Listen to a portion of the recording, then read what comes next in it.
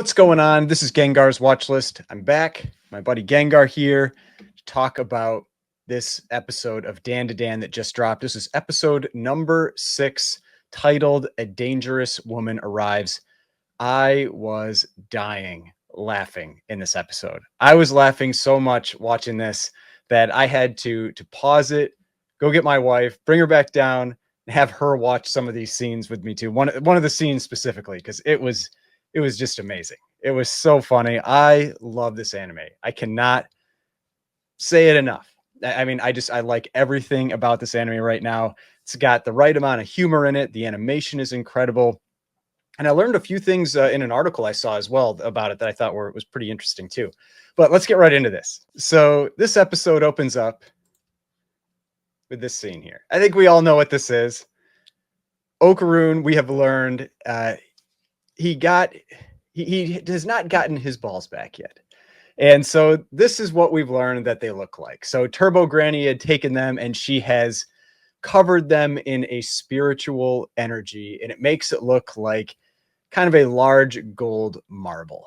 And so, I mean, I guess like just for the purposes of an anime, makes it a lot more appropriate for people for context. But oh my God, like just knowing what this is makes this entire episode so amazing with everything that goes on. And we're going to talk about those things. I mean, I can't overstate it enough. So right out the beginning, I love how we are starting to get this relationship being built between Okaroon and Momo and now Turbo Granny. And so we get all that right away when they're out there basically looking for Okaroon's balls. And we get this scene right here where they're trying to get Turbo Granny to help them and she won't, and they're just beating her up on this park bench. I mean, just everything about this I love. It's this fun relationship, even though you know that Turbo Granny in theory should hate them, but it's a fun relationship that they're building. They keep adding to it in this series, and it's just something that I really like. Now, another great thing about this episode, we do get a little bit of Momo's grandmother in this episode, and she's hardly in it at all. You know, she's hardly in it at all, but she has such a great line. She got this line right here. I'll ask people I know if they have ball intel too. I mean, it's just, I don't even know where to go with that. It's something like that. That's just an amazing line in this episode. It just makes you laugh. And this is all you really get from her. It's just this little, maybe like 20 seconds that they're talking with her on if they found his balls or not, and they haven't. And so, just a great little sequence with Momo's grandmother. So the rest of this episode is really focused with them at school and kind of some interactions that are going on at the school. And there's so much that happens in this episode, and it's all good. Like I made little notes about like the different things that happen throughout this episode, talk about, and it's just like one after another. I really enjoyed pretty much everything that was going on through this one. And so we'll keep jumping through. We'll talk about some of the events that happened. And a big one was this one right here. And so we're about 3 minutes in here, and we get to see Okaroon with his spiritual powers, put into effect. And it's because one of the guys in his class has asked him if he can have him introduce him to Momo because he wants, to go out with her. Then he makes a comment where basically he's saying that she's easy, and so this really upsets Okaroon. And this was an interesting part because when I've been watching this, you don't really know what people outside of this group can see. Can they see when he transforms into this being? Like, can they see his powers? And we learned here that they can't. Like, he transforms in front of them and basically submits this guy, and nobody acts like he was just some monster in front of them. So that means like when he's running around super fast all over the place, like he just looks like normal Okaroon doing that, which I think is a fun little perspective from this. Unless you have spiritual powers. Like if you have spiritual powers, you can see this, which we'll learn a little bit later. But if you can't, but if you don't have that spiritual power, he just looks like a normal person. But this is a fun sequence because you get to see him transform. He doesn't have his like little mask thing on or anything. You get to see him start to transform. but also him defending, his friend Momo. Now, the other thing that was interesting in this part that added to some fun throughout the episode was that this guy that he submits there had made a comment that Momo was cute. And Okarun had never thought about that prior to this. He had never thought of her as cute, but he's like, oh, maybe she is. And it makes these awkward moments later in where he's afraid to look at her. And it makes that the fun interaction that you keep getting in this series. So now we're going to jump up to the point where we get reintroduced to Ira. So that's the girl here with the pink hair that in the last episode, Momo dropped the wash bin on her head. And we knew that she was going to be a bigger part of the series because she's in the introduction. She's in the introduction. I think she's even in one, like the main image for the show. And so, she's a main character in this. You just didn't know what role she was going to play until this episode. And she becomes she's the central point for so many of the funny scenes that are in this episode. But you can see here, she is very full of herself. She thinks she's basically the most beautiful person that's out there. And anybody that she talks to feels better just by talking to her, and that she has a greater purpose in the world. You can see here, by believing that a pretty girl likes them, they can live another day. She is very full of herself. But this is where I would say that this episode really turns it up a notch, where these are the sequences where I was dying laughing at this episode. So first, it's when we find out that she could see, here you go, she could see spiritual energy. So she saw Momo in that sequence when she dropped the wash bin on her head, and she said she had demon wings. It was actually Momo's hands, but she thought it was demon wings. So she thinks Momo is a demon. And the reason that she is able to see this is because we find out that she is the one that has picked up the golden ball. And so that has awakened spiritual powers in her. And so now she can see things like this. And she can also see spirits now, which is what leads to the confrontation later in this specific episode. So she happened to be walking next to the train when Okarun and Momo were battling Turbo Granny.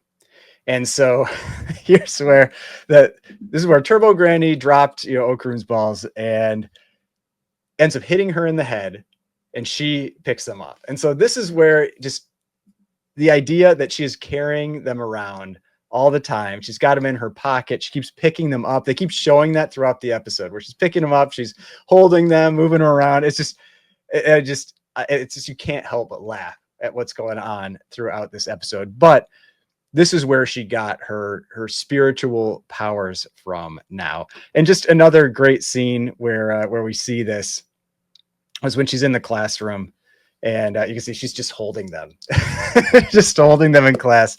So it's so good. Where we get introduced to the main spirit, the villain that's in this episode.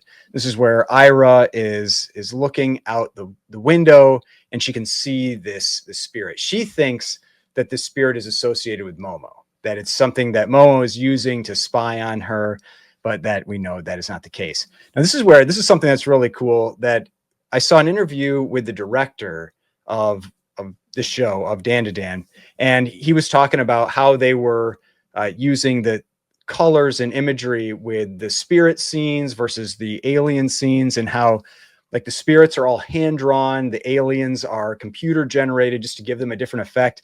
And when they're in these scenes with different spirits, they use different color palettes. And so this one, they're using this red color palette, which I thought that's really cool. It's something interesting that they're doing with this. And so this is where we get introduced to that spirit there. And so soon after that, we've got Momo and Okarun are in the hallway, and they get confronted by Ira. And Ira wants to talk with Momo. Doesn't know what it's about. Momo doesn't know what this is about. And so they go off together, and this is when Ira has her friends jump Momo, and they basically tie her up, hold her down, because she's trying to like exercise her. So she's got a cross here. You can see she's got the cross, and she's trying to, I don't know, read something from this book to like exorcise this demon. And so this is where I don't know how powerful like these high school girls are, but in this universe, like they can take a beating because right after that, Momo uses her spiritual powers to throw the two girls off of them and just chucks them into this wall over here. I mean, she picks them up and just throws them into that wall. And I mean, I feel like I would die. Like I'm pretty sure I would die in that case, but I'm assuming they're fine, you know, that they're gonna actually gonna survive. But now we have what in my mind was the funniest scene in the entire episode. And so this is where I had to actually pause it and go back and get my wife. And this is where the cross isn't working. And so Ira pulls out the golden ball and just puts it on Momo's face. I mean, all of this, just knowing what that is, just kills me throughout this episode. It is so funny that she's just jamming that on Momo's face. And so I was dying. And so this is a great sequence, very funny. But now this is where it starts to get a little more serious. We start to get into one of these, the big battle scenes. We've got Okaroon shows up, and he basically lets them know that, oh, this girl isn't the problem. It's actually there's a spirit there, and this is where we get introduced on like the big screen to this spirit and the spirit is actually going after Ira. She's not trying to get Momo or Okaroon. She's trying to go after Ira, and she runs in and grabs her. And she's basically been obsessed with Ira because at one point, I'm guessing when the spirit was alive, Ira called her mommy, like just while she was walking by or kind of like holding onto her parents. And this woman has obsessed over that. And so she must have died. And now she's just basically this obsessed spirit about it. But again, now we get to see some pretty awesome battle scenes. Like the art is just incredible. The animation is incredible in this. And we get to see Okaroon transform again. He gets into his full transformation here. And he is going to try to save, he's going to try to save Ira, who's being, attacked by this spirit.